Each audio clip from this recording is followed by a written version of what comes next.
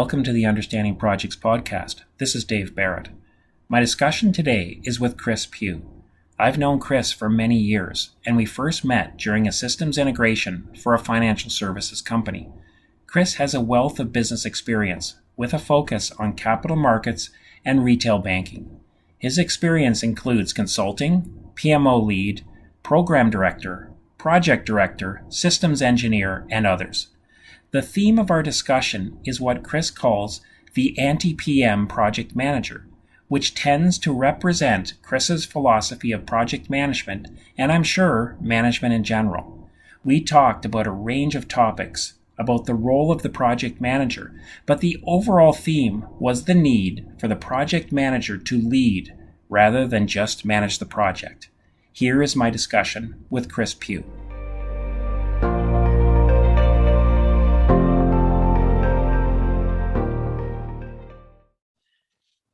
So when we talked before, Chris, just leading up to this, you coming on the podcast, you mentioned the theme of the anti-PM PM, which I thought was really interesting. And by the way, just as a little bit of background, you and I have worked together many years ago, probably going on 20 years ago, and I've always found that you have a very, shall I say, interesting or unique way of looking at things. So that intrigued me in terms of the anti-PM PM. So anyways, I'll just turn it over to you and just say, so what do you mean by anti-PM PM? Well, Dave, thank you first off having me on your podcast. I think, we've known each other for quite a long time now, although it has been many years, since we've seen each other in the flesh, so to speak. Anti-PM PM, I've started to coin that phrase over the last, let's say, decade, because I found that in all the work that we do as project managers, you sometimes need to take a really big step back and think about the broader picture of what is going on. And that often leads to things that are very against a project management nature. And I started to recognize this early on and we'll come on to, I'm sure, some of these themes later on, but the idea of influencing within an organization, the idea of understanding people's critical desire for delivery and success, other people's desire for blocking such success. And there's a lot of aspects around, your traditional project management frameworks, which are really great from a tooling perspective and methodology to follow and consistency and cadence for people to operate by. But the sort of anti-PM side of this is where it's really about getting truly under the covers and understanding motivation, understanding how to move things in a direction that builds the right foundations, and maybe things broader than the underlying scope and requirements of a particular project you're working on. Oftentimes, when I first go into an organization, the first thing I do is look at org charts, and I hope that every project manager does that anyway. Who's who in the zoo is the most important thing you can try and understand. After that, it's how big of an influence do each of those people at various levels within the organization do they have? And that takes more time, that takes more investigation as part of that process. But then you start to learn about other motivations, and I've been very lucky in some of the projects I've done in my past. I spent quite a bit of time in Canadian banking, technology delivery itself, and you look at things through different lenses, and what we look for sometimes is not just the immediate delivery and benefit, and that first candidate for a platform or an application that has to be delivered, but you want to try and understand how to build real proper foundations within an organization so things have more longevity.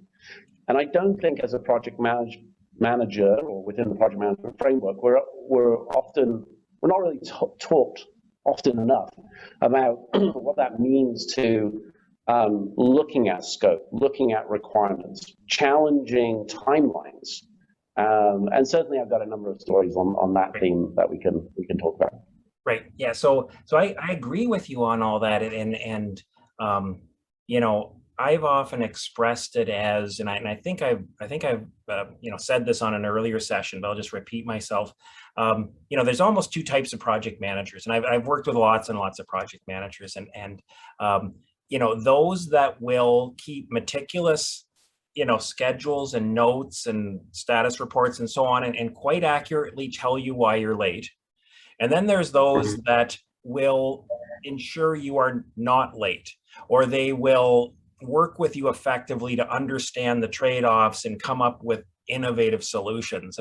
And is that kind of where you're going with the anti-PM? Is that focus on that leadership role, on that realizing that you're not just a passive observer to this process. You're not a scribe.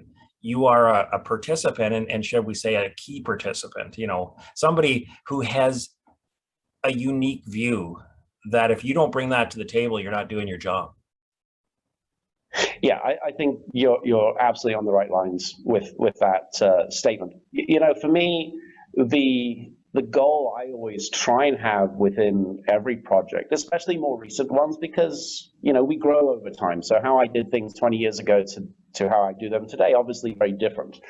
Where I look to probably push more motivation, not just for myself to grow further, but to motivate teams of people, is to really look to provide them with that space and that capability to challenge every element that they're being given for that delivery. And I think in leadership, it is, you look for, and you have to have, as you said, all those critical methodology parts. And like you, I've got many good friends in project management who are amazing and meticulous and detailed, to the point where, it gets, it's very well covered, and you almost feel guilty yourself by not taking as good a set of notes, or, forgetting to write down a particular risk that maybe you should have written down early on. But the real theme here is to try and broaden people's general minds and horizons with project management. I think the toolkits that we use ourselves, but also ask everyone else to use, subject matter experts as an example, or operational people who are brought in and seconded into projects. The first thing we do is we sort of go, okay, here's a methodology, right? Here's 20 things we need you to do, and every week you're going to do this, and every other week you're going to do that. And they're taken from a world where they have a very, very clear delineated focus in life, but they're not actually told in what I consider better respects for the project and the delivery as a whole, to think wider and broader. They're not challenged to say, well, if you do it this way today, is this the right way to do it tomorrow? Or can you think of 20 different ways? Giving people that voice and having that voice yourself, that's where it really starts. And I know I've got into so many times of trouble with my senior leadership teams, and executives or even regulators. I could attest to, where they're expecting me to have that view of, okay, it's time, it's scope, it's money, it's risk, and I'll pull them away from that conversation and try and motivate them to be much more real on the longer term benefits of what's going on. And it's that case of, when someone says stay in your lane, I challenge people, they shouldn't stay in their lane. And that to me is the anti-PM thing. Don't stay in your lane in this process, because you'll learn so much more. Right. No, stay in your lane is one of I think it's a dangerous statement too. It's a dangerous concept in so many things, because it keeps you in that lane. It keeps your blinders on. And what you were just mentioning, it reminded me of, I was just listening to a podcast this morning when I was doing some things this morning, and the person was talking, the host was talking about sort of, and I can't recall the exact wording that he used, but he's basically saying the tyranny of sort of, or the problem when you look at things just as an either or, that, well, we can do this or we can do this. And that's almost sometimes the process-driven PM view as well. We can either, delay the project or increase the budget. That's it. Choose one of these two. And we present options as two options. And oftentimes, and this is the get out of your lane, look at broader, is there's another alternative. There's a third alternative, or many alternatives. But you can only get those if you do what you're saying, which is to think broader, consider other alternatives longer term, work with your stakeholders, Yeah, the other thing I like what you said is when you said the first thing you come into an organization is you look at the org chart. They're so true. I mean, it's organizations are made up of people. They're made up of people who are in job positions, who report to each other, who have um, who have wants and needs and desires and aspirations, and so trying to figure that out is key.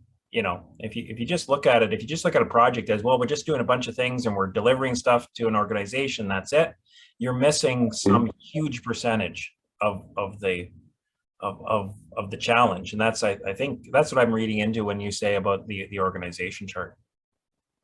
Yeah, and I think that is absolutely correct. It's also projects, if they last 3 months, 6 months, shorter term things, you have more stability when it comes to people in general.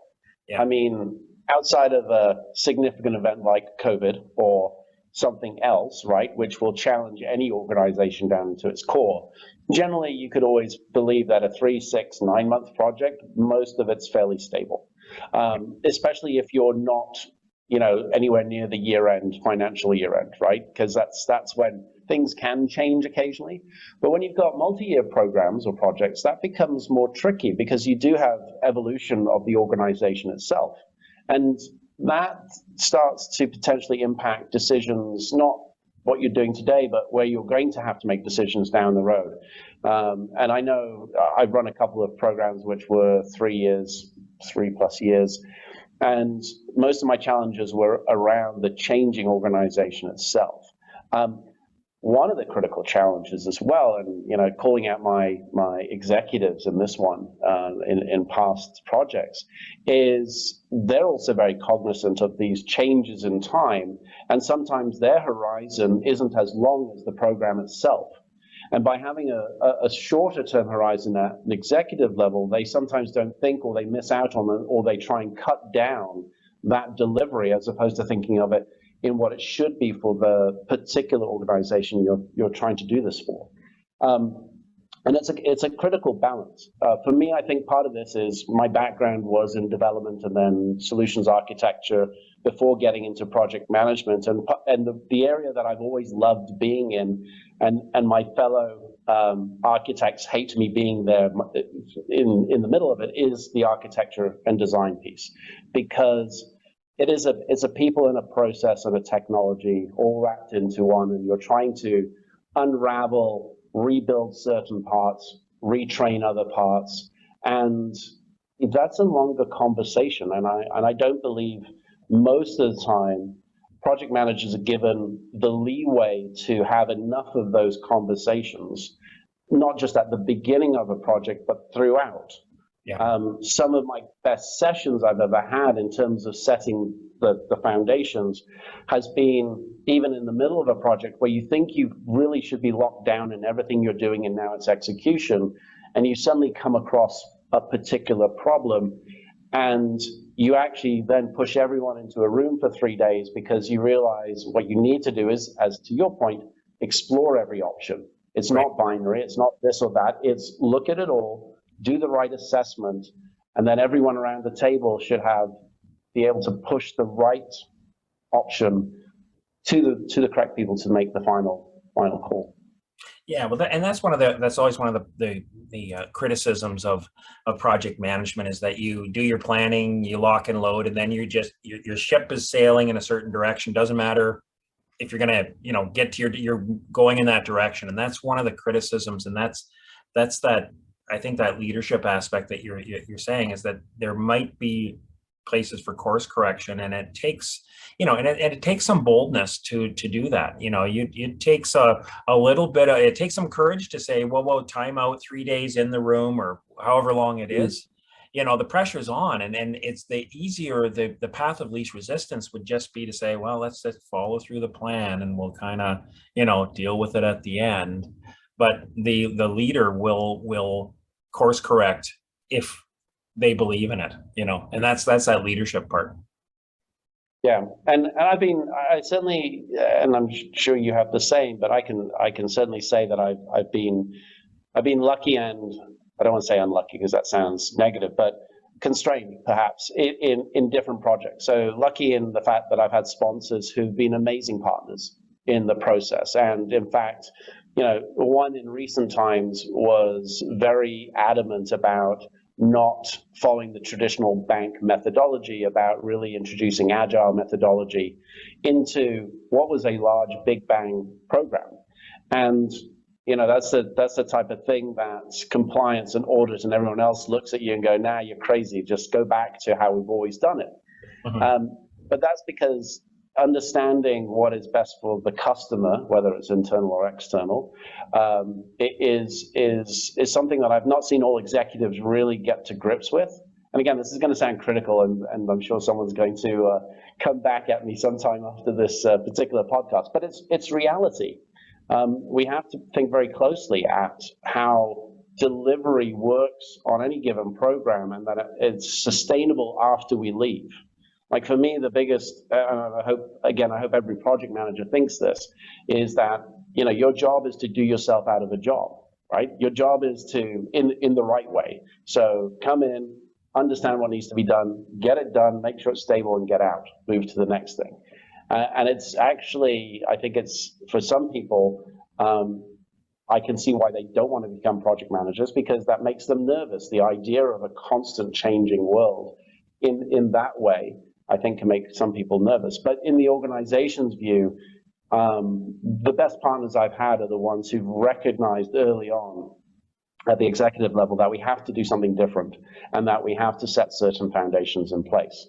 And that, to me, again, isn't a project management conversation. It's more of a humanistic and business strategy conversation, which I think PMs should be having. They have to have those, in my mind, not just with their executives, but with their team as well. Yeah, tough question, but you mentioned before, the traditional project management skills of scheduling and task definition and tracking and all that kind of stuff is still there, but it's I think it's kind of foundational kind of thing. But if you looked at on an average project and an average month, how much are you focusing on each of those? Like out of your day, do you allocate, like, would you, and I know this is a completely hypothetical, almost a thought experiment, but would you say it's half and half, it's 25%, it's 10% that you're spending on traditional project management? The rest of the time you are out there talking to stakeholders, communicating, like doing that other stuff. Like what do you think the split is? I know it's an impossible question, but just gut feel. No.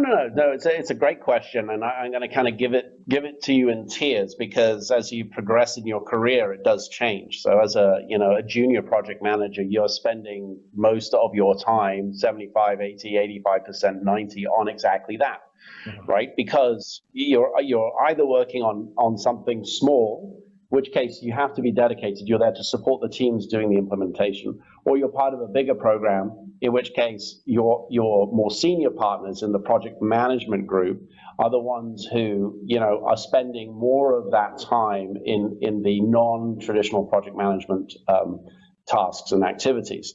So early on, I would say that the ratio is very high towards doing the tooling and the methodology processes and just that from a day-to-day. I can tell you from the last, I'm going to say 5 years, on the larger programs I've done, again, within Canadian capital markets, I would say I personally was spending in a day maybe 20%, maybe 15%, sometimes only 10%. And that's because of two things. I had great people in my teams. They were very effective project managers, project coordinators, administrators, right? All of the supporting functions to help, bring the bigger reporting to play. And when you're working on these projects that are, let's say, 50 million Canadian dollars plus, right, over a 2 or 3 year period, you have to have a large team supporting all of that. Having one of the best roles I started to try and always bring into my programs was a project financial officer, right? Someone who's just dedicated to working with finance on the project stuff. So all of that's great, because through that seniority, as you move through the seniority, that then actually allows you to spend more time on the non-traditional stuff. And that's, to me, it should be, I say should because that sounds rather dictatorial, but I would hope that every project manager, if this is the career that they're taking, would think about, how do I get to that place? What do I have to do in the next 2 to 3 to 4 years to get 1, 2, or 3 projects done? So I'm now moving up, and then I have my own project coordinator to start with, or 2 project coordinators and a finance, and then maybe a project manager works for me. And over time, it's like everything. You're trying to ultimately become the CEO of the delivery. I mean, that, and tongue in cheek, it's something that everyone, there's a lot of motivational podcasts out there that talk about, be the CEO of your own business, or be the CEO of your own team, or within the construct of a large organization. And I think that's true in project management as well. You want to elevate through your career to be the CEO within the program. And that means you're going to spend much more time on the influencing components, on the digging under the surface components, the ways to understand what are the big hurdles that are going to come at you, right?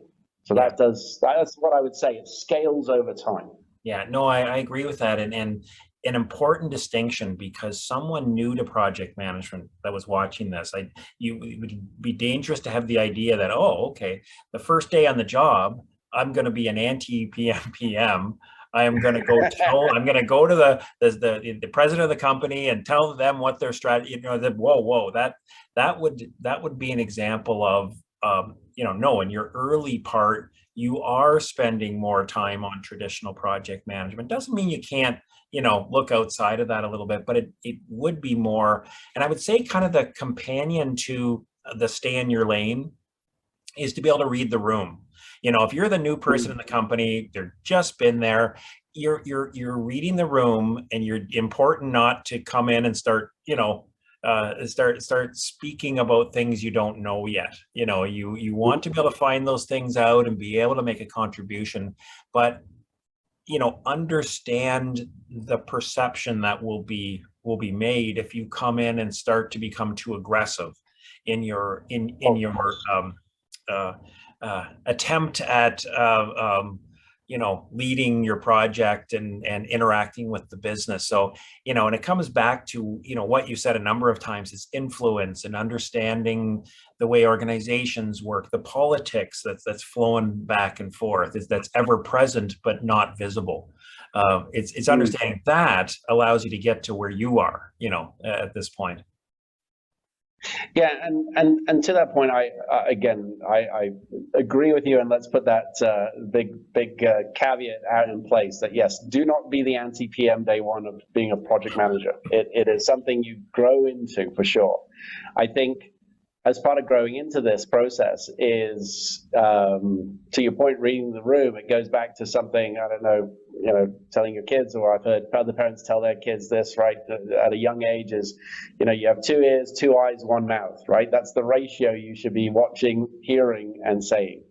And it's true in everything in this life. I think that being observational is very critical. You do want to learn things like what body language is, and we've all had a torrid time in the last 18 months with this pandemic and all being on Zoom. We've lost a lot of that direct human interaction. We don't get to see what people's hands are doing, or how they shift in a seat, maybe, right? We don't live in a blurry background like we have tonight, in terms of what else is around us that could be either distracting or taking our attention away, or maybe we just lost the crowd because they've just given up listening. But you can tell that in a room, and you can tell that when you're face to face with someone. On this dreadful Zoom thing, it's a very different aspect of working with individuals, and we've lost, I think, a lot of fidelity around how we see other people. But you're right. Individuals who are starting their careers in project management, do not try and be an anti-PM day one, for sure. But I do encourage you to think about what this means long term on the journey, because you will be surprised what you get to uncover, and it's very motivating, I think.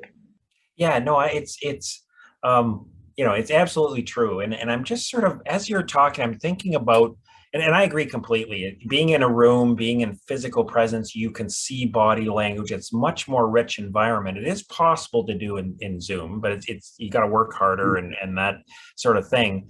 But I'd often have, people new saying, well, how do I figure out the politics in an organization? How do I like the two eyes, two ears, watch and listen. But what am I watching and what am I listening for? And just a few ideas. If you're in a meeting, you're in a group meeting, the boss is there, the reports are there, you're there. Watch the way the interaction's happening. Watch what happens.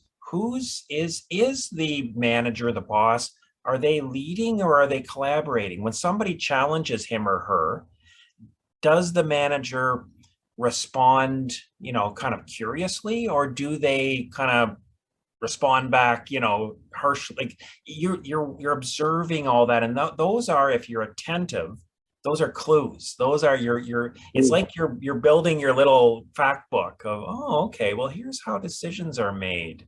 Oh, the boss makes all the last decisions, or no, he or she looks for consensus. So those are all clues for you to navigate. And if you keep watching and watching, you'll build that up in a short period of time.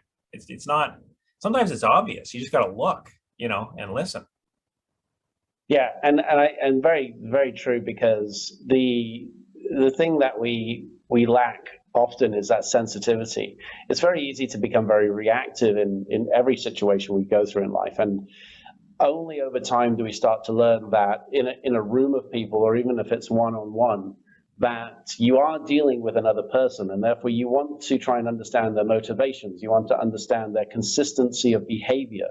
I mean, who hasn't got out of the wrong side of the bed one day and come into work just feeling foul?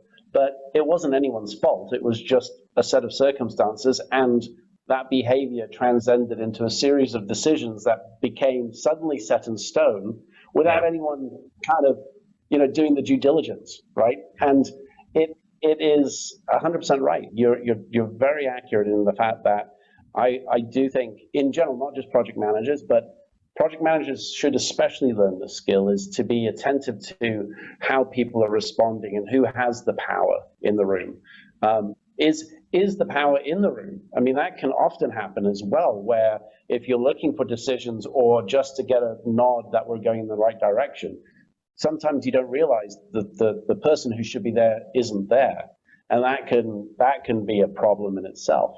Right. But this fact-checking process, to me, is all about being able to spend a little bit of time. And as a junior project manager, it's not easy to do. You certainly don't have enough hours in the day in general, but it is something I would encourage anyone to think about how they can be more observant in that space, in that world. And, not to sound crass, but go and watch a whole, set of CSI episodes or FBI, like any of those drama, TV police drama things. It's all about observation, right? It's all about picking up on signals and consistency. And as you go through the ranks, just to add to this thought, when you start going through the ranks of project management and you're able to build, your team as your projects grow bigger, one of the best things you can do is teach your coordinators or administrators who are in the room with you. If you're presenting, get them to be observing, get them to just be notating reaction to certain key points of what you're doing, because as a project manager, you're often caught in that middle zone where you're presenting and you don't get to really see everyone's reaction as soon as you say a point. So kind of like a police interview where you have the two people in the room with the suspect, right? One who's speaking, the other one observing. It's again something I've tried to encourage within my groups, to say, okay, listen, if you're speaking, I'll watch. If I'm speaking, you watch, and then let's figure out later who. Compare notes. But this is all very critical for project managers to learn. No, I know, and I'm just, as I've worked for organizations, and that's the thing. The key thing about this is there's no one answer to this. Not all, every organization is a, you know, they're all unique. You know, I've worked for organizations where the product area was, you know, king or queen, and the service areas were sort of at their beck and call more. Very little power. It was the product area. And then I've worked for other areas where the service areas are ruling the running the place, and the product areas were basically subservient to them. Now I know which one I kind of agree with, more the former model than the latter. But if you're working as a project manager in it, you work within the system you're in. You're not going to change it overnight or at all, depending on where you are in the organization. The other thing is, you know, we were talking about the whole, you know, Zoom environment versus in person. You know, the one thing we are, or one of the things we're lacking in this online world is kind of like the coffee station. You know, like after the meeting, everybody files out. There's sort of that kind of, yeah, what'd you think? And, you know, and there is this sort of crosstalk that's happening. And it just allows you to kind of see other points of view and assimilate. And it doesn't mean just because your buddy thinks something that's true, or your coworker, but you can start to triangulate opinion on things. To me, in the online, the virtual environment, we've lost that a little bit. Like we don't have that coffee station. We don't walk down halls together. And so I think you just have to try harder because of that. And it's also one of the, you know, I do feel that, you know, post-pandemic, as we come out, you know, I do think there'll be a move back to the office for that, to at least for like the pure virtual companies that used to be in the office. I'm not sure about it. You know, maybe time will tell, but I do think that physical presence has a lot of value, and organizations may start to move back. And I know this, we're off topic a little bit, but it's just something I feel that we're going, that like that's where we'll go once it's safe enough to do. Well, I think as human beings, right, we're naturally wanting to be around human beings, right, and therefore there's that congregation need that has to happen regardless. And you know, for me, I guess interesting scientific part of watching this pandemic, putting aside all the tragedy that's happened, is watching how every country has handled it, but where they are in that journey. So as an example, in England, they came out of it maybe about a month and a half ago, and it was very strange to start watching sports games again with the crowds all in the stands, right? And no masks, and you know, it's almost like back to normal. So you have a feeling that the office situation will go back to that soon. I mean, I think in most places, depending on which wave and how well vaccinated they are, right, it'll be anywhere within the next 6 to 12 months. Now, to me, think that's going to be a great thing, but I do also believe there probably should be more of a hybrid. One aspect of this, there has been some benefit for certain types of people to work from home. Yep. I think there's some very good, clear ways. If you're a person who can be very focused in on doing work and you can sit there for 2 or 3 hours, if it's in your house, in the office, it shouldn't matter. But I do believe that everyone should have some time back in the office on a regular basis. And teams should, no matter how this ends up, everyone should come back to get together on a regular cadence, because you're right, we miss the chatter. We miss the, sipping on a cup of coffee and, talking about family life or other things. And during those conversations, there's always these little snippets around what's happening in the organization itself, right? Or true feelings about what's being done that you can then collect. I mean, it goes back to, and I think both of us are young enough to remember this, as we like to say, is when people used to go outside to smoke, right? And so, where was the best place to get all the information about what was going on in the company? Go outside and smoke. Now, I never did, but not that I was critical in my hiring prospect, but I always enjoyed the fact that there was someone in my group who did smoke, right? Then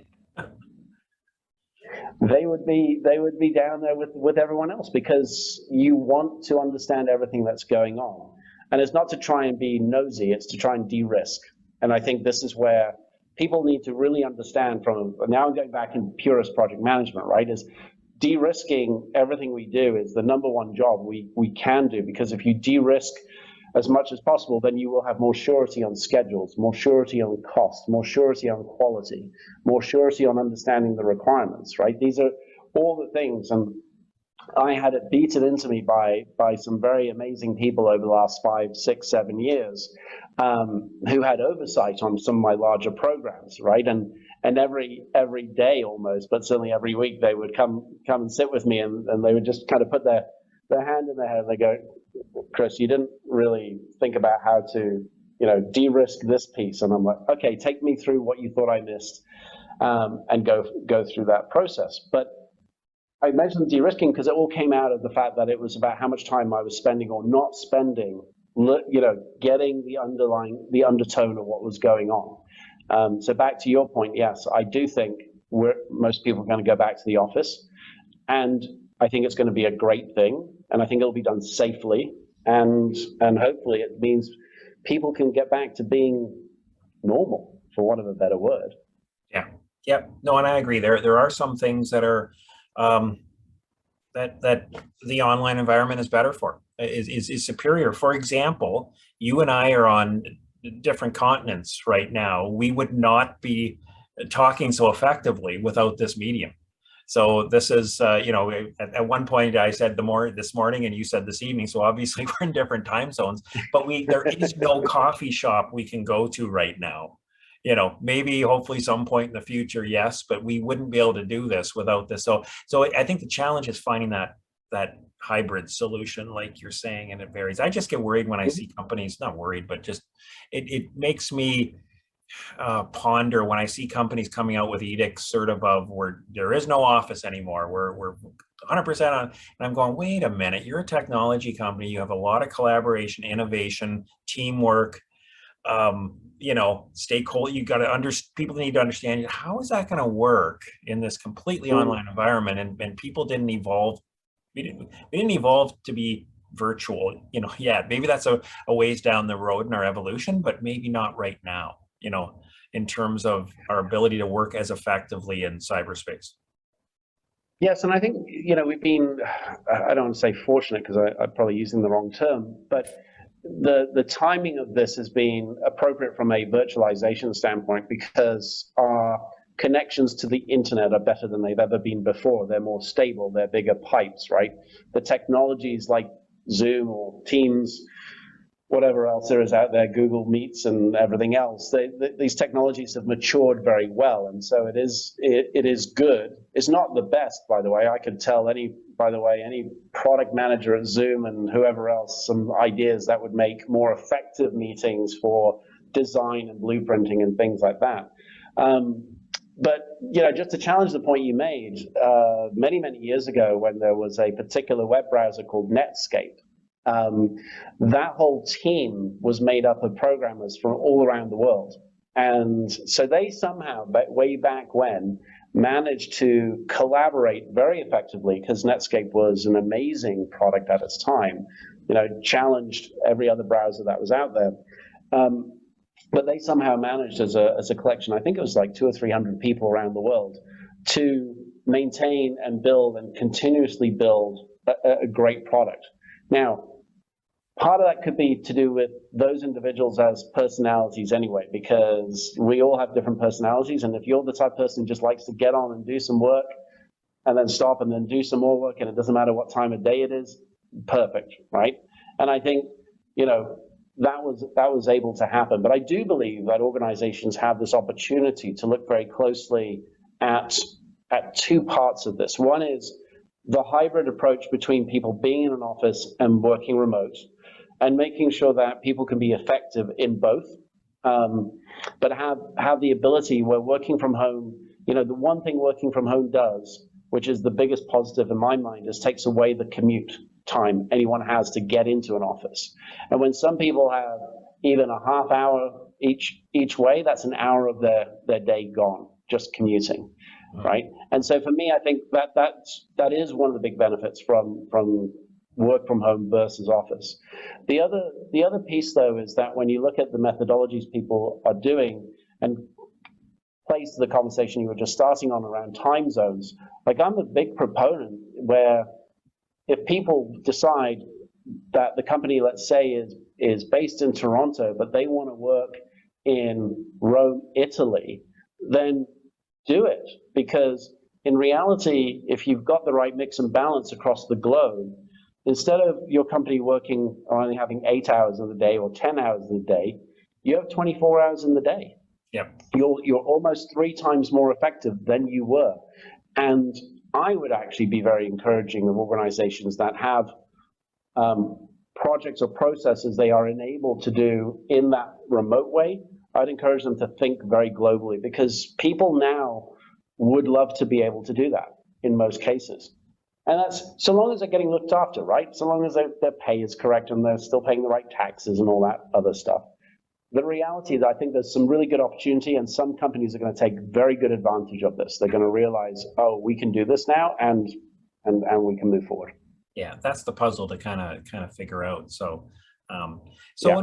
when we've talked before, you've described, and I think you described it a little bit today too, about, sort of that curiosity that you need to have, that willing to, delve into areas that maybe you're not the expert in, but you're still willing to do so, and that's the step out of your lane sort of thing. How do you do, like, how do you, is that just something you have, that you've got, that, some people are timid with that, and they're okay, well, this person is the IT expert, whatever they say is true. How do you break out of that? Or is it just you that's able to do that? No, I do believe it's, and this comes to almost the theme of mentorship, right? Which is you have to give people safety to fail in anything. And what I have often tried to do, especially in the more latter years of project management, is with all of my teams to give them that safety net, so that if they were struggling with being able to do something before we started the project, usually it's to do with certain character traits. It's to do with being timid or fear, right? Fear of making a mistake holds back organizations like no tomorrow. And it's one of the things that I get very passionate about. And therefore, what I try and do is give people an ability to fail if they are trying something new. Now, they shouldn't repeat a mistake, because then that's just silly. But they should never feel that if they make a mistake, they're going to be out of a job or not be able to participate. And unfortunately, some cultures within some companies I've worked with have created that fear process. Now, what did I do as, in my more seasoned years around that? I would immediately create a sort of protective bubble around my teams, and that if I would say, go make a decision, and then someone would make a decision and it was wrong, or it wasn't the right thing we should do, and then someone senior would come along and blow up right at that process. And so I would be the one who would step in and be the shield, because that was the remit I gave my team, is challenge everyone else. And sometimes you have to, upset the apple cart sometimes to get people to draw more passion about, standing up for what they want or what they look for. And that's with the curiosity side for me. I do it because I think most people have great intentions, but sometimes they're given either poor direction, or they haven't even challenged the people around them to ensure there's the right subject matter expertise, or the right knowledge, or the right time to gather knowledge on a particular subject, to ensure that they've got everything accurate. And this comes back to de-risking in general. So creating time is super, super important in projects all the way through. I mean, even when you get to testing, you've done development and you're in the middle of testing, you could suddenly look at something with brand new, spectacles, and you're looking at it going, wow, how did we miss that? Well, you probably missed it because we were running so fast at the end time that you were never given a chance to look at it. But at that stage, the number of times I've heard someone not say anything, we're like, okay, I won't say anything, we'll just let it go, versus, no, you should say something, because now's the time to deal with it. It always amazes me. So you need to me, curiosity is two things, is is helping people have time to be curious. And as a junior project manager, you don't have time. You don't have anywhere near the amount of time you need to do it. This becomes a very extracurricular activity. And again, not to say that I didn't have a life or don't have a life, but I would spend time on weekends, right? I would spend a couple of hours here, there, or I'd spend a late night in the office, and I would do more reading and understanding. I would spend some extra time with people to get them to replay to me what the current state was. How do they do things today? And it's amazing, just at the most basic elements of human curiosity. If you say to someone, so tell me about this, or tell me about what you do, right? Or tell me about something, most people will tell you, right? And if you, again, 2 ears, 2 eyes, 1 mouth, if you listen and you let it go, you discover some really interesting things you would never have found out before. Now, hopefully it's not something which is devastating, but it could be something that either changes the path significantly for the better, or it stops a railroad crash of the process, whatever it may be. But I've always found the more curiosity and the more time you can give to curiosity, you're actually going through a process of de-risking your delivery. That really is the fundamental for me. And anyone can do it. It's not just me in my brash ways, as people may say.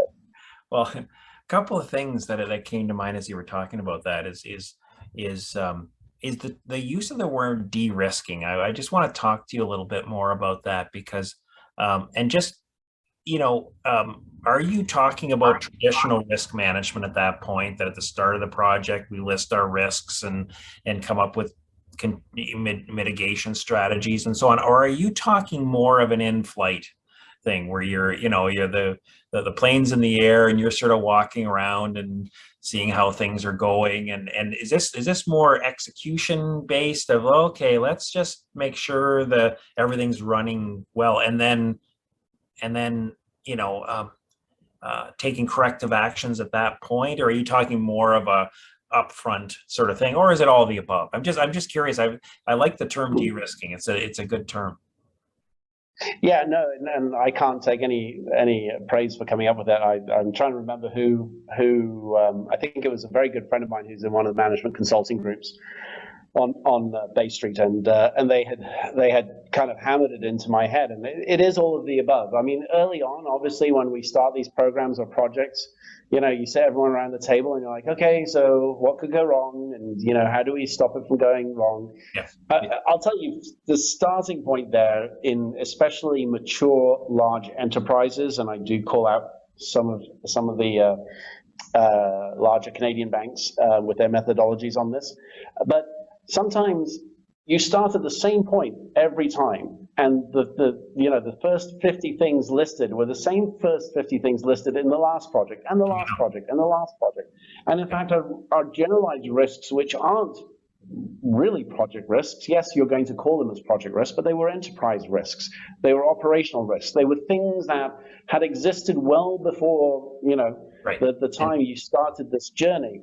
And I recall one conversation with a particularly amazing auditor within a group I worked with a number of years ago, and this individual came to me, and we were halfway through this program, and he says to me, he goes, look, I mean, there's this risk has been out here for a very long time, and we're coming up on the anniversary of when the risk is going to be realized.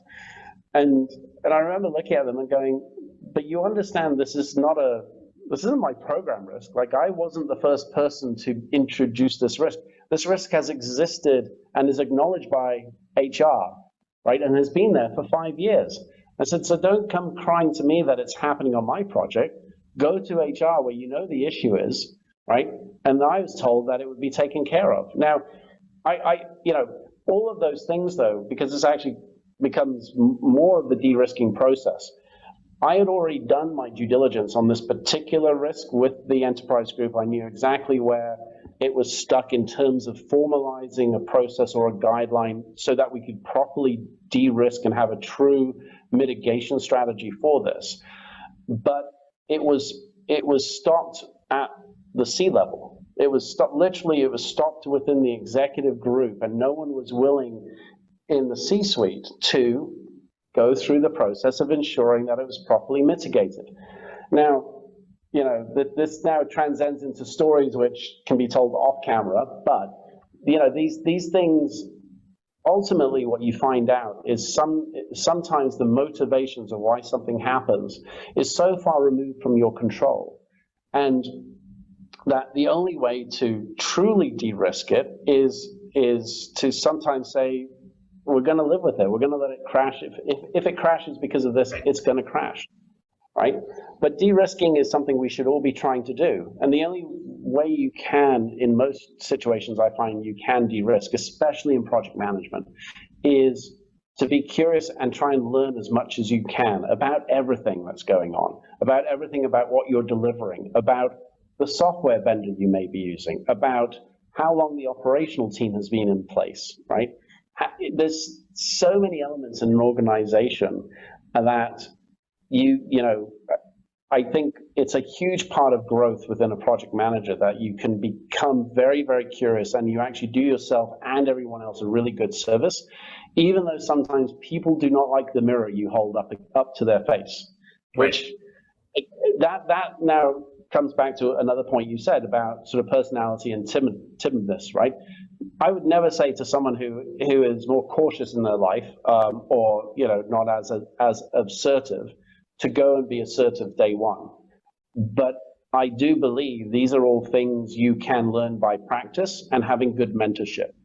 You know, and I've been, you know, lucky to have a number of mentors, you know, direct and indirect, over the years, where they've either watched me do something in real time, because that's one really interesting way when you have a mentor walk with you and just be part of your day. It's scary, but it's also amazing. So I encourage every project manager out there, find mentors that are not just within your field of speciality, but go and find someone completely different from a different world to be a mentor, so that they could look at you in an objective way and help you understand where your growth opportunities are, where maybe you should work on things that you didn't think you should work on, or just traits that you may have. But anyways, those are the things that I think are really important. But being curious in general, I would say, please, every PM, do it whenever you can. Yeah, you learn so much. I like that, being curious and you know, and asking questions. And I think a lot of people, they perhaps don't want to, well, first of all, they might want to tend to defer too much to others of, you know, in certain roles, and maybe don't want to seem like they don't know. But, you know, the questions can be quite powerful. Like, you know, just even if you were, let's say there was a certain process, there was a certain system that wasn't working the way you wanted it, and you went to the IT analyst or program or whatever and said, well, why can't we have a report this way? Well, it's not programmed like that way. Well, why can't it be programmed that way? Well, it would be really difficult. It would take a lot of time. Well, why can't we get the time? Well, it's a budget issue and it's a priority issue. How do we get that changed? Well, you'd have to talk to, and then you'd say, okay, I'll go talk to them. And, you know, but through this 20 questions sort of thing, you can start to peel back the onion, and eventually you get to the point of, it's going to take 2 hours of time, and that person needs it authorized by their boss. And you kind of, oh, okay, well, that's this. So, I mean, it doesn't always work out that way, but if you are there to ask the questions, instead of it just being a wave of the hand, and everybody's probably had a hand waved at them by, you know, technical areas, and, oh no, it's real complicated. So really, well, tell me about it. I've got a few minutes here. Let's. But you've got to be willing to do that and keep asking questions. Well, it's the XT43 protocol. Oh, what's the XT43 protocol? Oh, that's what it is. And, you know, it almost disarms people, because they're asking, hey, explain it to me. You know, you're not. You know, there's there's not too many people in organizations that are doing string theory or something like that. Most of it's pretty understandable, but if you kind of get people to play it out, if you do it in a nice way, you'd said a lot of people like to talk about what they do. If you can kind of get them to talk about what they do, Yeah. you can then find solutions, and that's it's not curiosity leads to solutions in many cases. Mm. So I agree, it's a key attribute for good PMs or anti-PMs. Yeah, yeah, for sure. So no, that's good advice. Uh, so what's your thought? One thing I think about a lot is what's your thought around PMs and knowledge of the underlying organization? Like, are you of the camp that, if you're in a finance organization, you need to have come up through, you need a finance background. If you're in an IT, you need to have been a programmer in an IT shop. What's your thought on that? Are you on one side or the other, or Oh, such a dangerous question. I'll use my example of a large program I was being interviewed for a number of years ago, and I was asked exactly that. The person who was basically the CEO of the group at the time says, "Well, why you? You have no subject matter expertise in this large transformative project that we're doing." And my answer was, "Well, I don't think I need to be." And it kind of absolutely stumped the individual. I could see, and they're a very close acquaintance of mine. I've got a lot of respect for who they are and how they do things. I learned a lot from them around executive reporting and narrative and telling the story in the right way for different audiences. So there's a lot of things, again, as an indirect mentor, I got from this individual after I got the job. But in the interview, he was, so what do you mean you don't need to know? I said, listen, if in the first 2 weeks I don't understand the terminologies and I don't understand the process and I don't understand all these things, then you can fire me.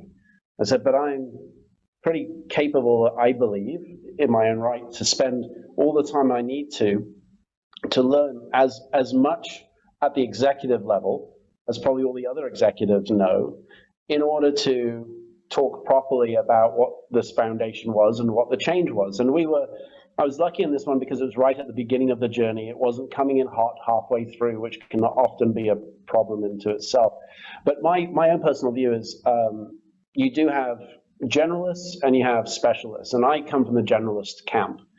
In fact, I have often turned down projects because it was a repeat of one I had done previously. And people are like, are you crazy? Like, you could do that in your sleep. And I go, that's probably the point, though, is I don't want to from a growth perspective. I think you should challenge yourself in every way you can.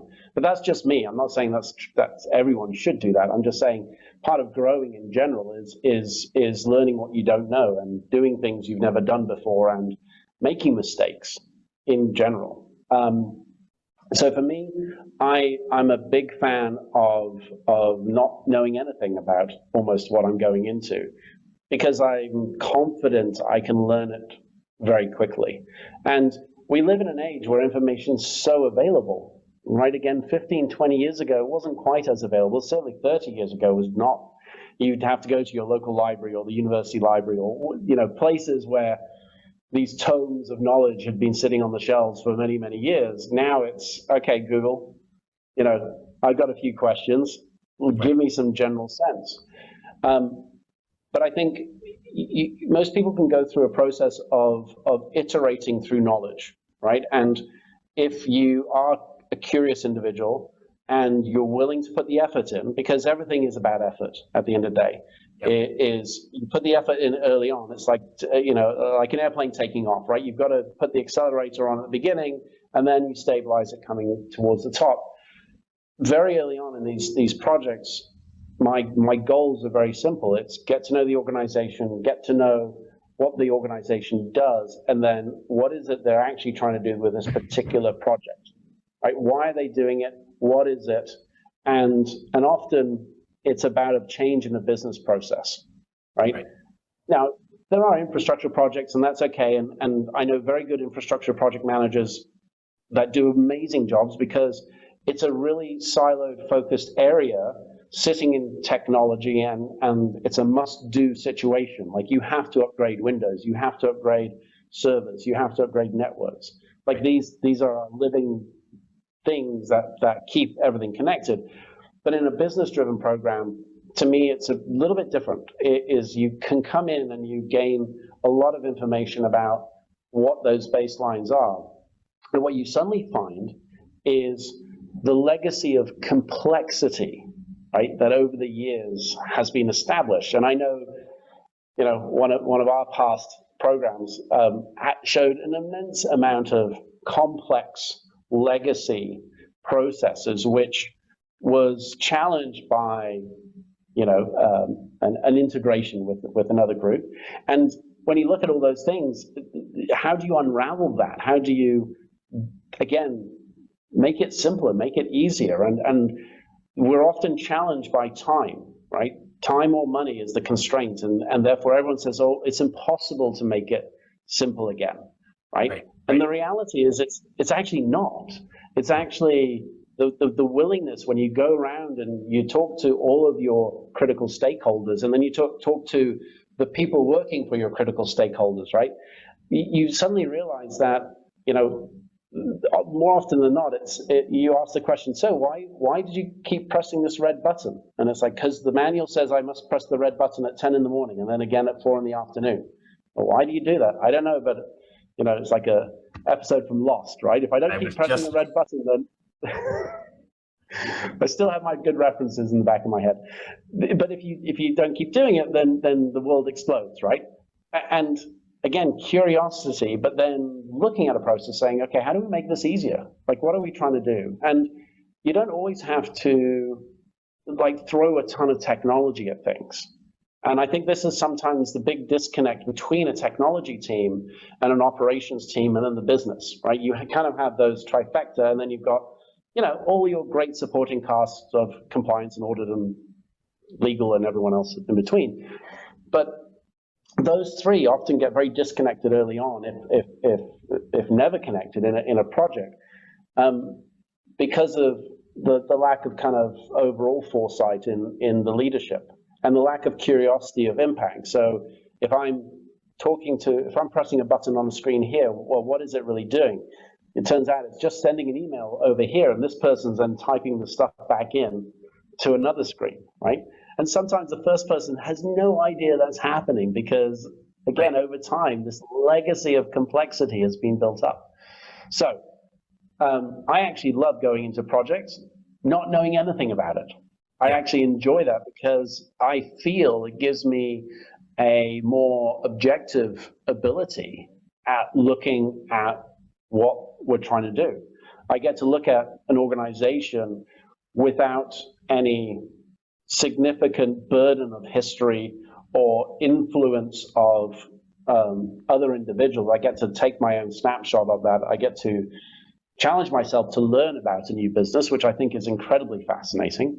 And then from there, understanding what the goals are to get to completion. Right. And what you find often is that people are just, I don't want to say jaded, sometimes they are, but they feel trapped because of this burden of legacy complexity that's built up, right? And it's about trying to get away from that. Right. If they've heard too many times, this is the way we do things, like, stop asking, because they get that burden that you're saying. They'll just become kind of, they'll stop trying, and that's dangerous. I love your example of the press the button and it goes somewhere, and then it's an email sent, which maybe goes to another person, and then they press another button, and that's just this weird conglomeration of things that if somebody just comes and untangles it. The other thing is, you mentioned that our shared project, their program that we were on, and I still remember, this was basically going on 20 years ago, and the program was in, it needed help. Like it was languishing to some degree. And I remember you were perhaps coming on board to help us out. And I remember you and I talking in a meeting room, sort of a get to know each other, sort of thing. It quickly, we moved away from the, well, tell me about your qualifications and what have you. And it became kind of a conversation not unlike this after a few minutes, where we're just talking about how things should work and your philosophy of projects and things like that. And it became immediately clear to me is that you were the person who would ask those questions, who would be curious and would help us move forward. So interesting is that was 20 years ago, basically, or so, a little bit less, but it was that exact quality that was needed on that program, because that's one that had, like you mentioned, a lot of legacy, a lot of Yes. parts that were fitted together, sometimes in ill fitting, and somebody had to come in and just say, hey, why is this working this way? Tell me what the connections are, and maybe we can figure out a better way to do it. And that's one of the things that a PM can do. Yes, and I mean, for that specific one, it was very much a clash of cultures. And a similar example I'll give you is I was working at IBM many years ago when they ended up buying Lotus Development, which did Lotus Notes and 123, but Lotus Notes and Domino were the major products that IBM were buying in, because they very good in the database space, but they were finding their customer base had moved away from that much more traditional layer into knowledge sharing, right, which is what the Lotus suite gave them. And there was this great article about how you had on one side of the room the blue suits, and on the other side the chinos and denim shirt crowd, right, from Lotus, and they would try and get on the dance floor together, and it was embarrassing and awkward, and like a prom date. It was just like always going to be messy at some point in time. But I say that in sort of great love and respect, because you have to recognize at the very beginning that when you're trying to bring two very diverse and complex organizations together, it's not just the technology, it's not just the paper that gets pushed between five people, it's the inevitable differences in attitude and culture from each of those organizations that will create friction. And that at the offset, you've got to try and figure out, well, what do I do with this? Can I broker it? Do I just slam it together and see what falls out, right? But it's often overlooked, and it's I think businesses, again, and as a project manager, I think you should be cognizant that there are all these pieces. You shouldn't just think, oh, the business has told us to do this, and so that's what we should do. Yes, you're going to do it, but you want to understand how, what was the rationalization to start that journey. Doesn't mean it's wrong. You should try and learn what it means, because otherwise you're just another person hitting a red button, right? It's like, I will do it because someone's told me to do it, and the button. Sorry. Yeah, well, I mean, no, you're right. A great example is reporting, right? I mean, we talk about reporting in businesses. The number of times, and I've seen this happen in two large financial institutes on Bay Street over the years, where there was some large implementations happening, and we looked at, okay, what reporting is going on in the current baseline world? What's happening? Who's getting what report where? And we spent 3 weeks and we go, oh, we don't know. And so we're sitting with our business guy one day, and he goes, well, what's your recommendation? We said, just turn it off. And he goes, but what happens if someone's using it? I go, we'll find out. It's like, well, that takes some time. Yeah. Just turn it off, right? But we didn't have, we had exhausted, actually, that's an example where we exhausted all these other ways we could do it. And every other way was going to take 3 years, an army of 2 million people, right? And we're like, okay, we don't think anyone is using it, or we think maybe one person is, just kill it. But you have to have tenacity. Yep. Yeah, you have to have tenacity. Yeah. I liked your, and I agree. There's that whole, if you know, we're talking about certain characteristics. We're talking throughout this. We're talking about curiosity, being able to work with people, de-risking, that ability to sniff out risk. And and then the one that you just came to mind is almost this, almost intuitive cost benefiting in your head, because as you're going through that, you say, yeah, we could spend 3 years, we could spend, $500,000 to analyze the impact, or we could just turn it off and, we'll wait half an hour and see what happens. Like that. Now it could have been something bad happened. You don't know, but it's that ability to assess costs and benefits of varying alternatives. The other thing, I liked your analogy of the prom dance and so on, of the two cultures or different people in an organization, and it brought to mind that there's an old expression in politics about political campaigns. It's about the economy, stupid. Is something, and it's about the economy. It's the economy. Projects, it's about the people. It is. We have technology, we have budgets, we have systems, processes, but when it all comes down to, there are people working together, and they don't always work together well. And if you can figure that out, the rest starts to the rest all rests on top of that sort of understanding and figuring out how to get people to work together, communicate. Like, that's what it's all about. So your dance analogy, I think, was spot on that one. Yeah, and I think, for me, these things about keeping things simple, right, is ultimately, again, just a natural ethos. You shouldn't be scared about the complexity you see in front of you. As a project manager, you'll go in, and again, I've spent many hours speaking with very good friends of mine who are also senior project managers or project directors, and we always come back to the same thing, which is, we're often given these large transformation programs or smaller ones because over time you've had this buildup of change, which over time, like painting the same wall, over the years, and then you scratch it off and you find 20 layers of paint. You have that with technology and process.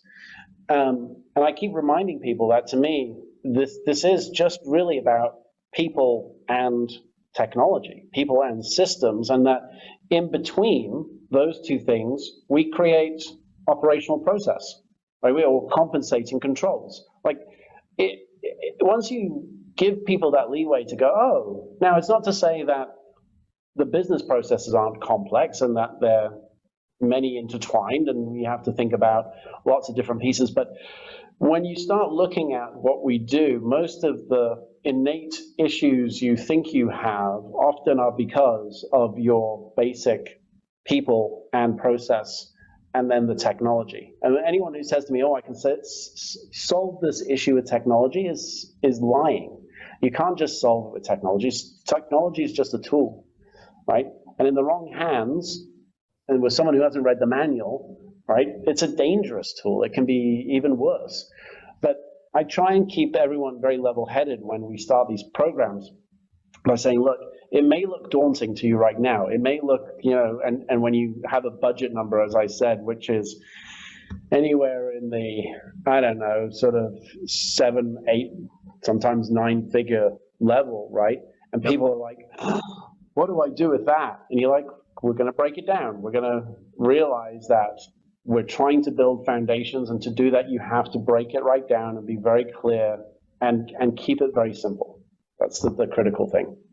No, I agree. Keep it simple is one of the best, the best statements that have been made. And, there's various quotes and so on you can find on the internet. I think, Einstein said something about to explain. So if you can explain something simple is very difficult, or is very good to do.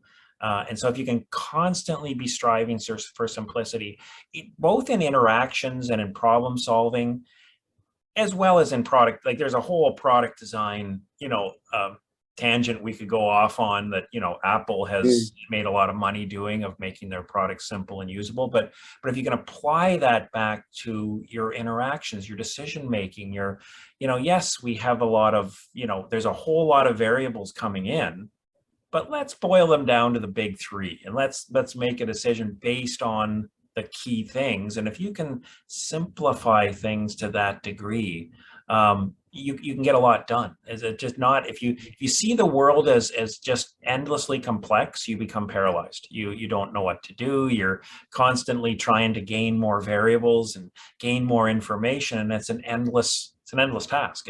You can't ever finish. But if you can look for the underlying essence to try to simplify it to that degree, it makes for really effective, decision making, and people can get behind it, and so on. So I think it's a key way if you start from there. It's not to ignore complexity. Yes, there is some complexity. Systems and organizations have their complexities, but if you're constantly trying to look and see what the underlying purpose is, that's where the simplification comes into play. So, and I think, one of the things you were saying earlier about sort of the cost benefit analysis, again, a project manager, in my mind, over time builds out these experiences so that they can go into the next one. And whether it's a generalist like myself who will, pick and choose from all the different things I've done, or a specialist who's done it so many times, they know verbatim, like, what the cost benefit models really look like for that vertical that they're working in. I think both are totally fine, and that really the challenge is for project managers to recognize that's a skill they have to develop, and a set of experience they have to be able to model in their head and keep in the background, because we're always asked, how big is the breadbasket, right? Or how, what do you think it would be if we did this, this, and this? And the goal is to provide some level of educated guessing. That's one side of it. But the follow-up is always about, well, I think it's sort of this big and this long and this wide, but here's the next 5 things, to your point, we have to do to get to the next level of detail. And I do think that when you start simplifying the view of the world in that way, you can actually get people to converse better. I think when you said daunting is a great word. Yeah, I've been with many teams, where they just feel exasperated by what looks to be something very, very large, and they can't deconstruct. And for me, running large programs is all about the ability not just to deconstruct it into the different pieces and run many things potentially in parallel, but always know how they are interconnected, and always try and know how they're really being run from the bottom up. Now, I've had enough good discussions with my teams over the years where there's a difference between being seen to be micromanaging, right, which no one likes to be micromanaged, versus someone caring about the holistic package being delivered with the right bow and the right paper and everything else. And it's a challenge, right? Because I know, again, I'm sure if any of my past colleagues end up watching this, they'll be like, oh, yes, Chris, he's always micromanaging. But they will also then say, I'm not. What they'll say is that when you're running these large programs, you have to know every single piece going on, and that you've got to make sure everything ties in at every level to be true. And that's where my sort of architecture background, my design background comes in. And not every project manager has that, and not every project manager should have that. But the ability to think about things at scale and be able to give sensible answers to questions, but the 2 most powerful answers anyone can give, and they're the 2 answers that I think most people almost die in fear with the idea of having to say these words, is either say no, right? Don't always say yes, say no. If you think the answer is no, say no. That's it. Like, you'll get far more respect over time. You should never fear saying no. And the other one you should never fear is saying, I don't know, right? Because we all try and pretend we know, right? But the reality is we don't always know. Most of us don't know most things. And I think it's great when I hear people say, I don't know. And then we go, okay, well, let's now figure out how we can find out, right? Because that's not a bad thing. Yeah. You know what just comes to mind as you're talking? Like a few times you've said, like, I don't know, or just now you said it's okay to say I don't know. It's okay to say no. Sometimes you need to say things that you mentioned. Well, it could have got me. This maybe could get me fired, but and and it really brings to the mind that, and again, don't read this in as do things that could get you fired. I don't mean that. But if you are constantly afraid of being fired or losing your job, you're not going to be effective as a project manager. And in fact, you will probably be more likely to lose your job if you are worried about it. So, but if you put that aside and say, look, I'm going to do the right thing. I'm not going to worry about that. You'll do so the net effect is you will be more effective and therefore become more valued by your organization. So it's a bit of a paradox there, but I've been the same thing of it within my career at various times. I've gone, you know what, I'm here to do the right thing and to say what needs to be said. And if they don't want to hear it, then I'll work for someone else. Now, again, there's all issues of, of economics and can you afford I'm not trying to underplay the need for people to have a job. And again, early in your career, you're going to need to, listen and watch more than you speak. But, there is an undercurrent of what you're talking about. I think I'm picking up and agree with that.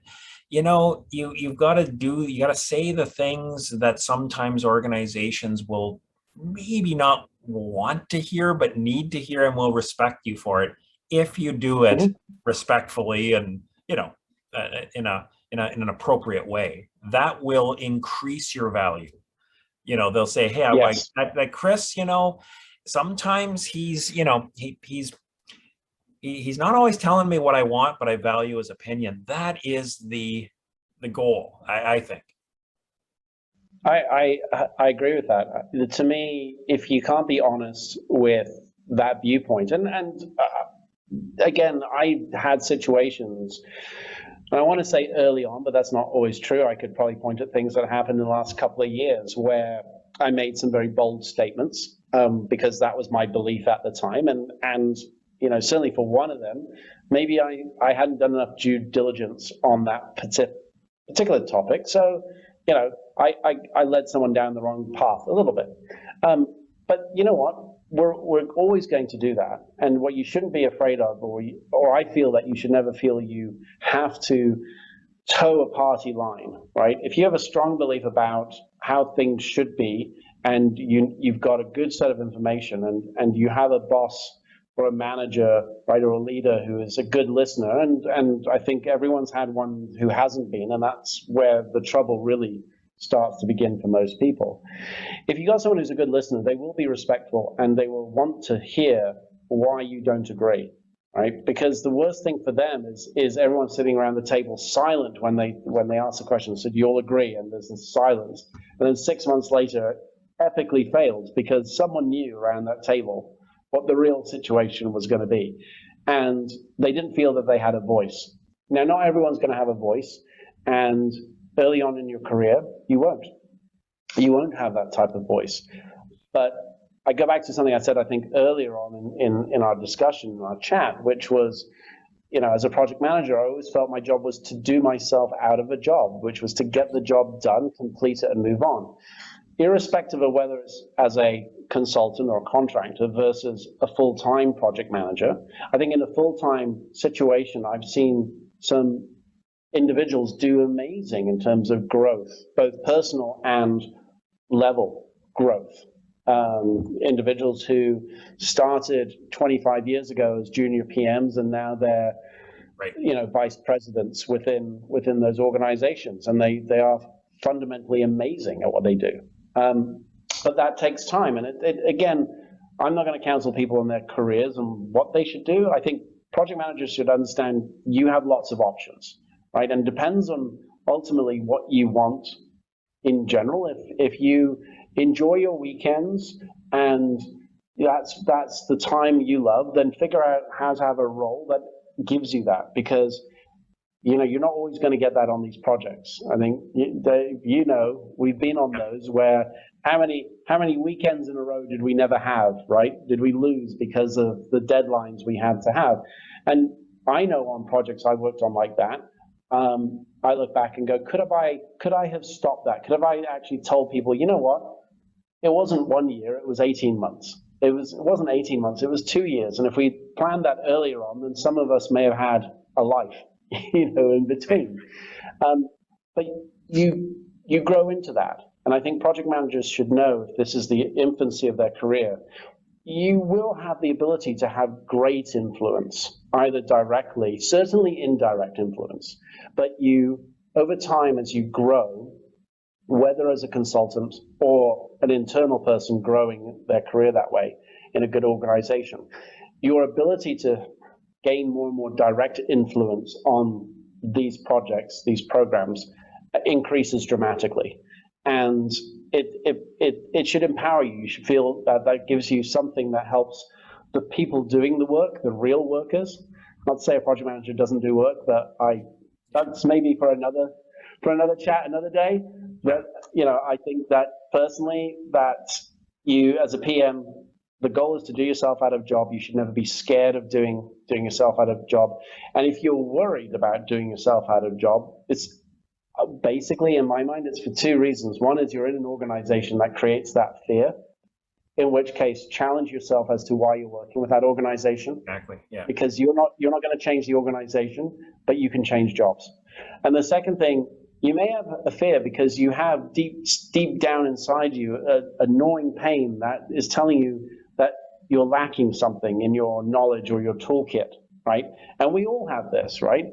When we do those what do they call them? HR surveys or whatever, personality tests, right? And they pick out your strengths and your weaknesses and yada yada yada. And it's like, okay, ultimately you want to be who you are, but recognize if you do get that feeling of a pit in the stomach and it's not because the organization is causing this, then sometimes the pit in the stomach is because deep down you can improve, and that's good. Right? Self-realization is amazing. And this is why I also say, do yourself a favor, get mentors, get people who will give you good mentorship, because they'll validate that. They also may say, hey, you've got a million great traits already. Yeah, don't worry about that one. That's not going to matter at the end of the day, because everything else you bring to the table is fine. But I think that's the piece to me is, you're right, people have fears, but as PMs, you want to grow. And I encourage anyone to grow. If the organization doesn't let you grow, build a skill base, because your skills as a PM is very valuable. It's very much needed in many organizations in this world. And you can move, right? You can move. No, I agree. I agree completely of that fear.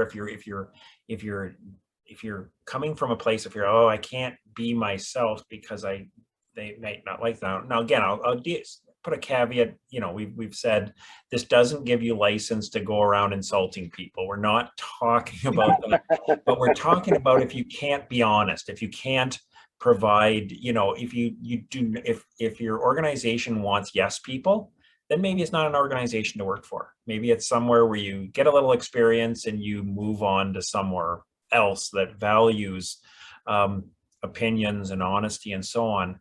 And you don't want to see, I'm like, this is a nuanced point, it could be misunderstood. You don't want to be seen as an agitator, as a, everything's a problem and no, I hate that. You don't want that, but you want the person who will be honest.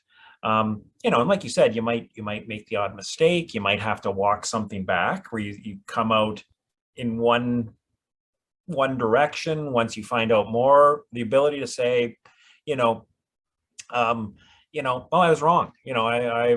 I'm amending my position on that.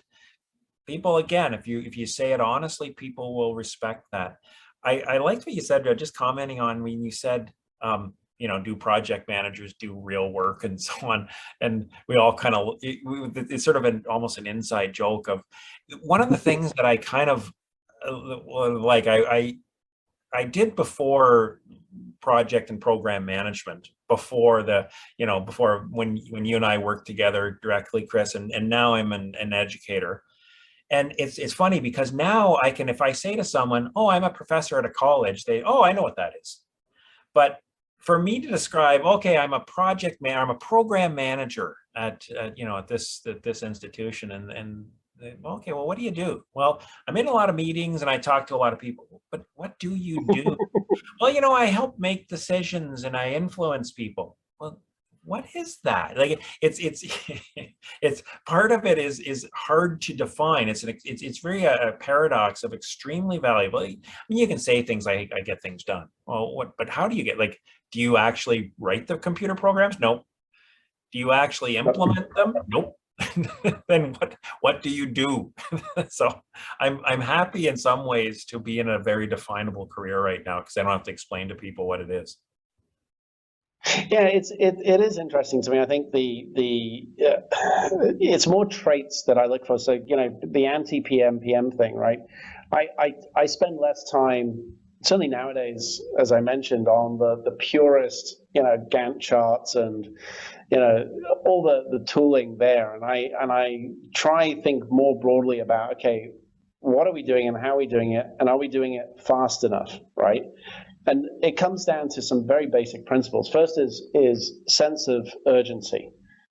For me, what I've learned to recognize is where there's not a sense of urgency, and you need to sometimes understand why. There's often good reasons why there may not be, in a particular group at a particular time, a feeling of a sense of urgency, but it's almost like a very difficult KPI to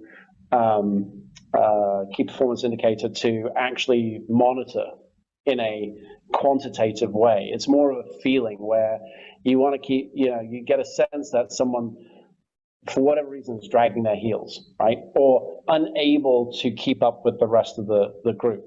And that to me is very much, again, something that project managers should learn how to control and how to understand. If they're not seeing that sense of urgency, how do you instill it?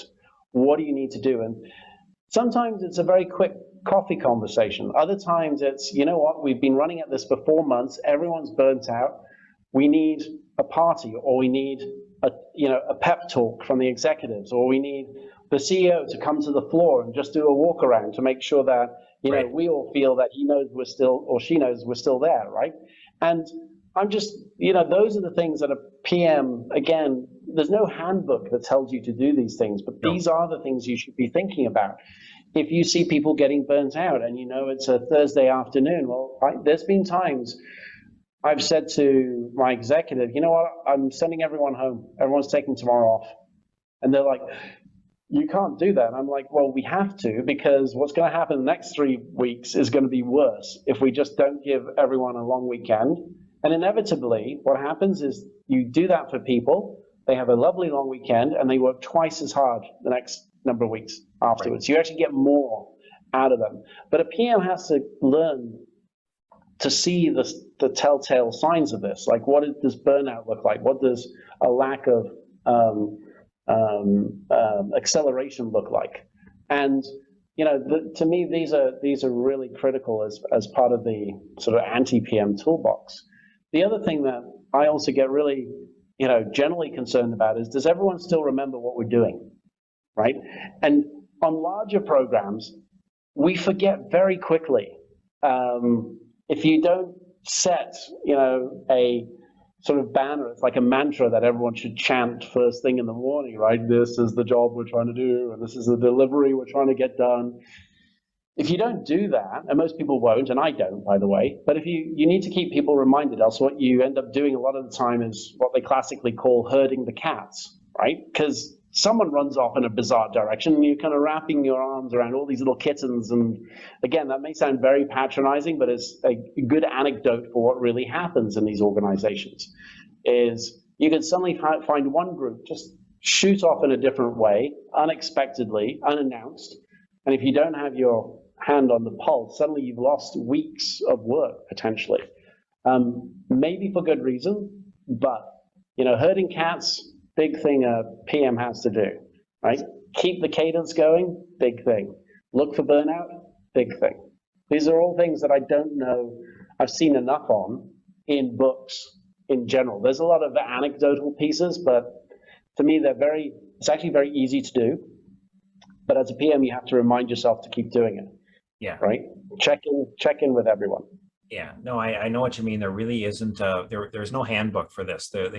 You're almost saying it's like the anti-PM is, some part traditional project manager, some part, motivational life coach, some part, kind of, HR specialist, some part psychologist or psychotherapist, so you have all of these pieces that are all there that really, it's you're not necessarily shown how to do this other than through you mentioned mentorship before. And just, I think understanding that that's part of your job. Like, I think if you understand that's part of your job, you can then start to seek it out and say, oh, I should start thinking about this. Or I've even found, not everybody's the greatest. You're saying, hey, we need to have some social things for our project or program. We really need to have something. Well, you might not be the best event planner in the world, but maybe somebody on your team is, where you go and say, hey, Joe, I know you. Can you help me out here? And oh yeah, sure, I'd love to do. You can bring people in, but you still have to recognize the need. That's the first step, and then you can make it happen. Yeah, and I think within those sort of processes as you're monitoring. For me, I look at these things and I go, at the end of it, there are very few industries. There are a couple, but very few industries where running projects is life and death. Very few. So if you put those ones aside, most project managers will be doing are not life and death. There's no one's going to, die because you missed that deadline. And yet sometimes I feel executives put too much pressure as if that was the case, right? And what I always think of is that part of the role of a PM is to try and create some level of levity all the way through. Like you want to try and instill humor. You want to not point at someone and say, like a silly comedian, but you want to make sure people recognize that you're on a journey, that you're going to have ups and downs, and that at the end of it all, no one is, as I said, it's not a life and death situation for the most part. By the way, if you are PM in a life and death industry, different, but for the most part. But I think you recognize that your job as a PM is to keep everyone smiling. It's interesting. I last year moved to the Middle East, and in the Middle East they have in all the government offices they have what they call a happiness representative, and it's something that across all the government buildings and across all the government groups, it's a standard practice. It's almost like it's like a PMO office, but it's not. It's just only about happiness, and they call things as it is that first off, if you are happy with the service, then you say you're happy, and if you're sad about a particular service you're getting, it's immediately a complaint. And I remember the first time I saw this, I was like, well, I'm not really complaining, I'm just giving some feedback. And they're like, no, we list it as a complaint. And I'm like, oh, that feels a bit harsh. Like, am I now really wanting to complain?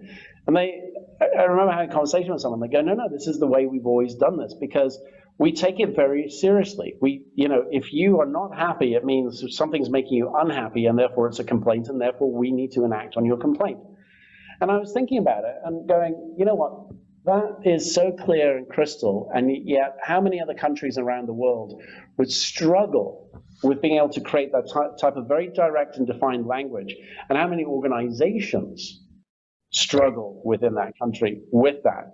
I mean, if you had that conversation with, I'm not going to necessarily say I could think of which one it would be, but I'm sure one of the major financial institutes on Bay Street's HR teams would be horrified if you used such directing language. And I think this is, comes back to the ability to say no, or I don't know, or be able to tell your boss, no, it's this way, not the way you're thinking. And just to that point, I've had some really interesting bosses and managers over my time, and I have done exactly that, where if I thought the direction was incorrect, I would say so, and we would have a conversation, and that would be where I would stop, because they had my feedback, and sometimes they would take it and other times they wouldn't. But if they didn't, I wouldn't take it personally, because I also knew that they had a much bigger view of the world and broader view, and even though what I thought was correct, they probably knew it wasn't. And I think you've got to also be very respectful of that. So for me, that attentive to detail, being very exacting is critical. And happiness, though, which is where I was trying to go with my little monologue here, is the critical thing. Is the PM's job is to make sure their team is happy, right? And if something or someone or some group is unhappy, you've got to get in there. You've got to figure it out. You've got to make it better, because if you don't, it'll cause everything to slow down, everything to stop. That to me, keep everyone happy. That's a long way to making things very successful. And again, right. I don't see that often written in books.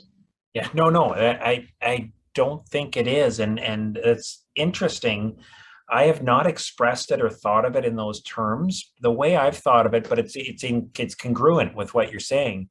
Is I thought the PM's role is to create a positive environment for the team, which is happy, which is another way of saying is make happy. It needs to be an environment that they can work in. It's positive. It's it's not this adversarial relationship or a place where they only find out the absolute minimum information. This compartmentalization is that there is a flow of information that is a fun environment. Like you can be working on a project. You can have a little levity in meetings and still be very productive. Those are not mutually exclusive things.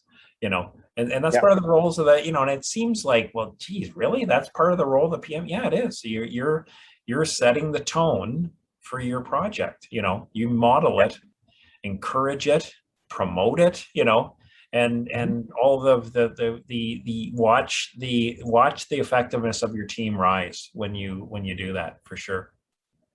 Yeah. Yeah, it's hugely important, for sure. Yeah. So anyways, Chris, this has been a great talk. This has been we've covered a lot of ground, and I really like your AntiPM. Is there a book coming out of this title, or? Yeah, it'll come out after the Procrastinators PM book. Oh, right. Which will take a lot longer so that's the first one I'm still working on. Right. Once I've completed the Procrastinators project management book, then the AntiPM will come out. But don't hold your breath for the Procrastinators one to come out anytime soon. Right. So I'll wait on the first one and then the second one. But anyways, it's been great talking to you after all this time, and yeah, thanks, Dave. Good luck to you in future, for sure. Perfect. Thank you.